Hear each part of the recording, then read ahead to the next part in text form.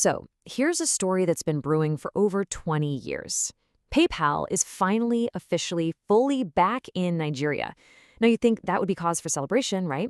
But what actually happened was the complete opposite. What was supposed to be this huge, triumphant return has instead just kicked off a massive debate about tech, power, and trust. And honestly, this one tweet just nails the entire mood. It's so much more than a complaint.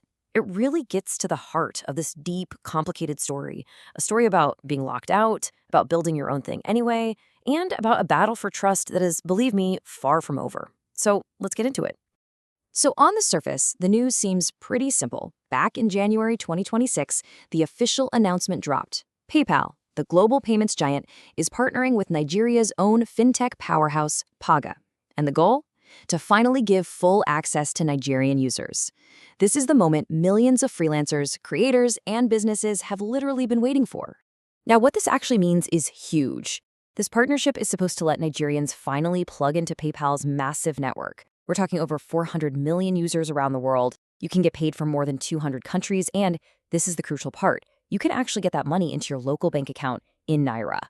And the way it works, well, it looks super straightforward. You just download the Paga app, you do the standard Nigerian ID verification with your NIN and BVN, and then you link up your PayPal account. From there, any money you get from around the world lands in your Paga wallet, ready to be sent to your bank. It's supposed to be the bridge that's been missing for 2 decades. But that bridge went up in smoke almost the second it was announced. Instead of a party, the Nigerian tech community just erupted with anger, even calling for boycotts. The vibe wasn't thank you, it was too little, too late. So why? Well, because this story isn't about a simple delay. You really have to understand the history here. This whole thing started way back in 2004 when PayPal basically blocked Nigerians from receiving money, citing fraud risks. For 20 years, it's been either a total block or these half-baked, frustrating send-only deals. For an entire generation of digital workers, this wasn't just some inconvenience. It felt like an economic blockade. And here's the real kicker. The new system, the one that was supposed to fix everything, seemed to be broken right out of the gate. Within hours, literally hours of the big announcement, people were already reporting the exact same problems that created all this distrust in the first place. Accounts getting locked for no reason and verification systems just completely failing. I mean, this quote from a user really says it all. Can you imagine? You wait 20 years, you decide to give it one more try, you follow all the new rules, submit your documents, and bam, you get a lifetime ban. And this wasn't just a one-off thing. This kind of story was popping up all over the place. And look, this anger isn't just about frustration. It's rooted in real, painful financial losses. People like Kenneth Nwagama lost $15,000. That was money he earned as a freelancer. His account got shut down, and the money was just gone. His story is just one of thousands, and it left this deep, deep scar of distrust. Okay, but here's where the story takes a turn and gets a lot more complicated. Because as real as all that frustration is, the idea that this was all just some random, unfair decision, well, that might be missing a pretty big piece of the puzzle. We have to ask the tough questions. Why did PayPal make this call all the way back in 2004? Was it completely out of nowhere? There's a strong argument that where there's smoke, there's usually some fire. Now, these numbers are not from PayPal. We're talking about reports from the FBI, from Interpol, and even from Nigeria's own government. From a purely business risk perspective, the data showed a very high-risk environment for online payments. Now, that absolutely doesn't excuse the impact it had on millions of honest, hardworking people, but it does show that their initial decision wasn't just random. It was based on some serious financial risk data. But here's the amazing part of the story. While PayPal was keeping its distance, something incredible happened. Nigerian entrepreneurs didn't sit around and wait for permission to join the global economy. Nope. They just built their own solutions. And in doing that, they turned the country into one of the most exciting fintech hubs on the planet. And I am not exaggerating. Just look at these numbers. The value of digital payments in Nigeria didn't just grow, it exploded. It almost doubled in 1 year to over 1 quadrillion naira. That's a 1 with 15 zeros. We're not talking about an emerging market anymore. This is a full-blown, sophisticated digital economy.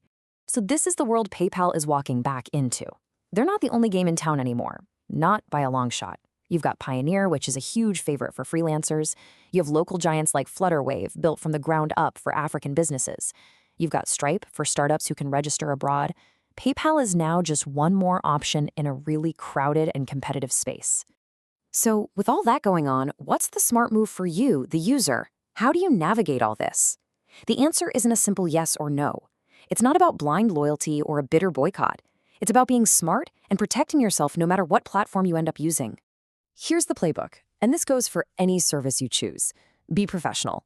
Always use your real identity, no VPNs, no fake addresses. Actually read the terms of service, keep spotless records of everything, and maybe the most important rule of all, diversify. Never, ever put all your financial eggs in one basket, whether that basket is PayPal, Payoneer, or anything else. You know, when you take a step back and look at the big picture, this whole situation is about so much more than just one company. It's a sign of a massive shift in how Silicon Valley has to deal with the rest of the world. Think about how things used to be, right? A big American tech giant would decide to enter a market, and they would set all the rules. Well, that era is over. Now, to get into a mature market like Nigeria, they have to partner up with local champions. They have to use the infrastructure that was built without them. They have to play by a whole new set of rules. And this brings us to what might be the most incredible, ironic twist in this entire story. The founder of Pagwa, the company PayPal now depends on, is a guy named Tayo Oviosu. And his original inspiration? PayPal. He spent 13 years trying to get them to partner with him. When they said no, he went out and built the very bridge that PayPal now needs to cross just to get into the market. It's incredible. So that leaves us with one last big idea to think about. This story isn't really about a global giant finally letting Nigeria into its club. It's about a powerful, homegrown Nigerian ecosystem setting the terms for entry. So the question isn't, will big tech come to Africa anymore? The real question is, will Africa's new gatekeepers let them in?